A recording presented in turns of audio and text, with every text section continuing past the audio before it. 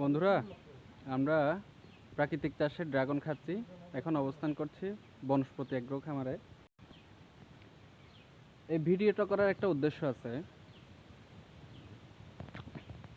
Dragon ফল বাংলাদেশের জন্য একদম নতুন না, একটা সময় হয়ে গেছে যে ড্রাগন ফল মানুষ চিনে।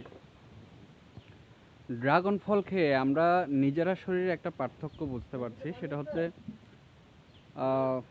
অনেক সময় খাবারের ভুলভ্রান্তির কারণে কোষ্ঠকাঠিন্যতা আমরা শরীরে অনুভব করি।